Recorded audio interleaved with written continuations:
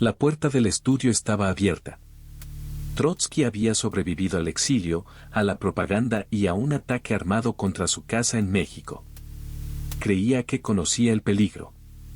Pero el golpe final no llegó como un ejército. Llegó como un visitante que ya había ganado confianza. El 20 de agosto de 1940, la persecución de Stalin cruzó fronteras, océanos y paredes. La pregunta no es solo quién mató a Trotsky. La pregunta es por qué un hombre expulsado de la Unión Soviética seguía siendo tan peligroso para el poder que lo había borrado. Ellos tenían el poder. Controlaban los nombres, los archivos y el miedo. Durante años, parecían intocables. Sus rostros estaban en los muros, sus órdenes en los papeles y sus secretos escondidos en salas que nadie se atrevía a abrir. Pero el poder absoluto siempre deja rastros. Una firma olvidada. Para entender la muerte de Trotsky, hay que empezar por una contradicción: estaba lejos de Moscú, pero nunca dejó de vivir dentro de la guerra por la memoria soviética. Había sido uno de los grandes nombres de la revolución.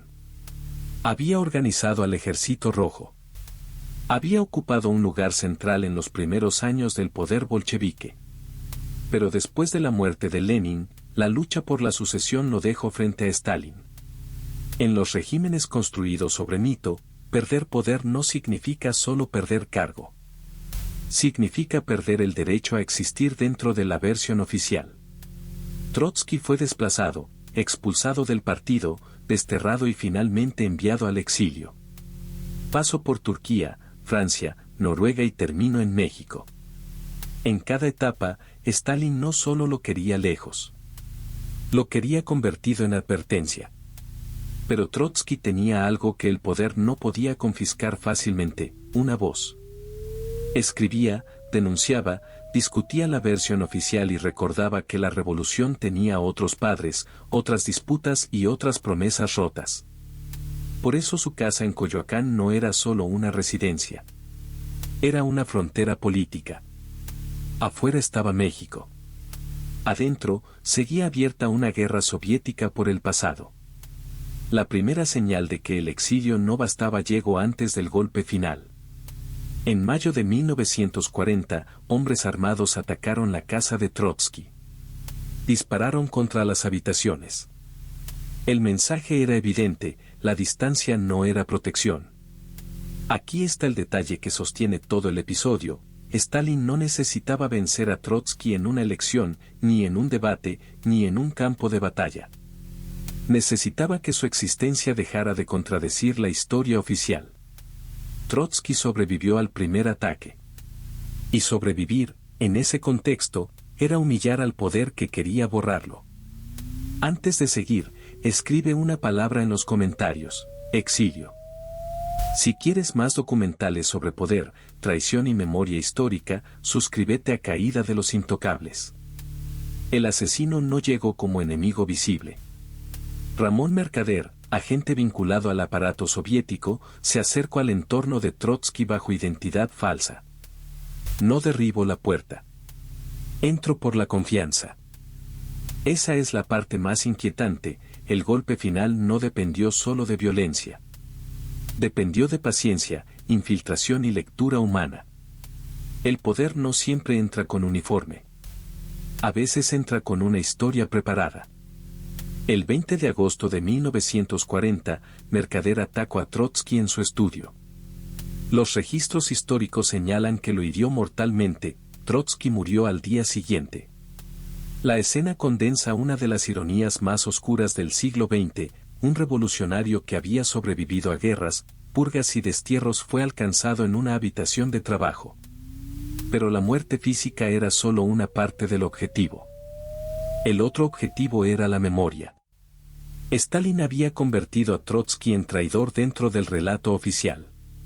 Las purgas y los juicios fabricaron una imagen pública donde el viejo rival aparecía como conspirador permanente.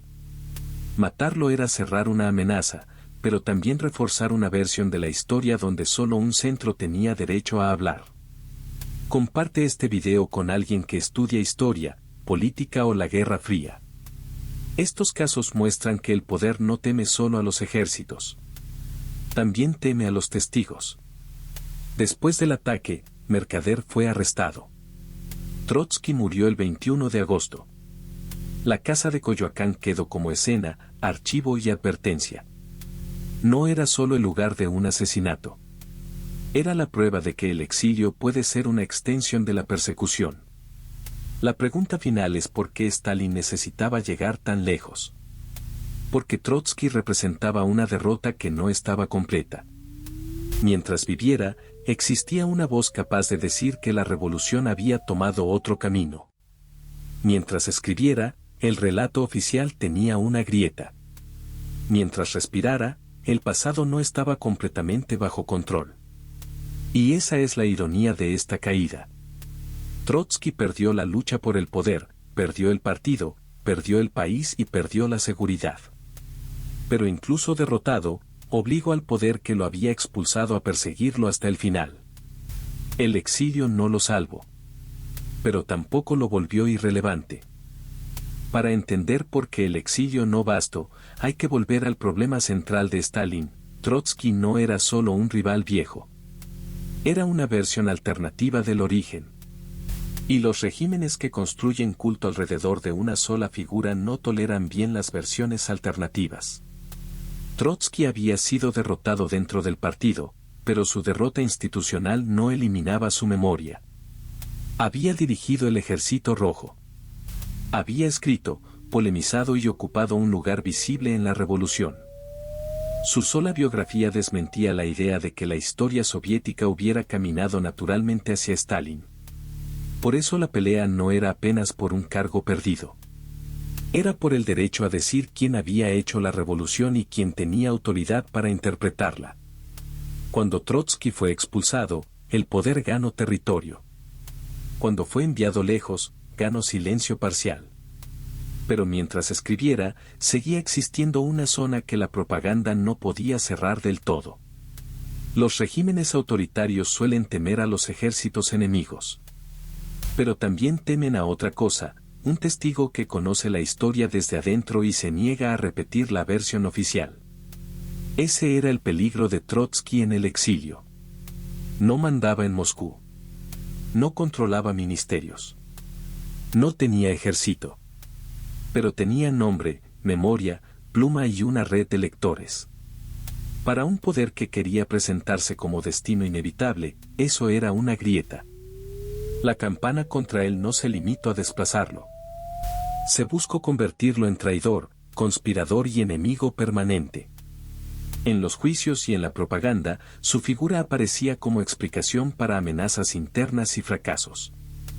El viejo rival se volvió una sombra útil, si algo fallaba, podía nombrarse al enemigo ausente. Pero esa utilidad tenía un límite. Si Trotsky seguía vivo, también podía responder. Aquí está el nudo del episodio. Stalin no necesitaba discutir con Trotsky. Necesitaba que la discusión dejara de existir. El camino del exilio muestra esa presión de forma progresiva. Turquía fue distancia. Francia fue vigilancia política. Noruega fue incomodidad diplomático. México fue refugio, pero no aislamiento absoluto. En cada país, Trotsky encontraba espacio para escribir, pero también descubría que la persecución viajaba con él. México le dio una casa, una ciudad, un entorno intelectual y cierta protección. Pero Coyoacán no era una burbuja fuera del siglo XX. Era un punto de cruce. Artistas, militantes, periodistas, simpatizantes, enemigos, intermediarios y curiosos pasaban alrededor de esa figura que seguía cargando una guerra europea dentro de una casa mexicana. Visualmente, esa contradicción es poderosa: patios, muros, libros, habitaciones, guardias, visitantes. Una vida doméstica convertida en frente político. El ataque de mayo de 1940 mostró que la frontera ya estaba rota. Hombres armados entraron y dispararon. Trotsky sobrevivió.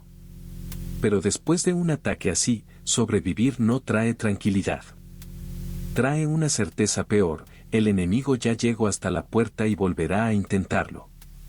Ese primer fracaso también cambió el reloj narrativo. Desde ese momento, cada visita podía ser riesgo.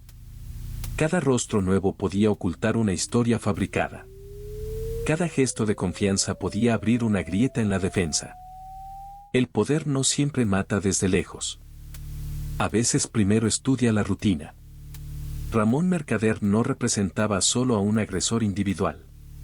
Representaba una forma de operación donde la política entra por las relaciones personales. Identidad falsa, paciencia, acercamiento, espera.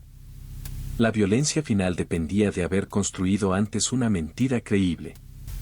Esa es la parte que vuelve el caso tan oscuro. El arma no llegó primero. Primero llegó una biografía inventada. Trotsky, que había pasado la vida leyendo rupturas históricas, tuvo que vivir sus últimos días leyendo pequeños signos humanos: quién era confiable, quién no, quién podía entrar, quién debía quedar fuera.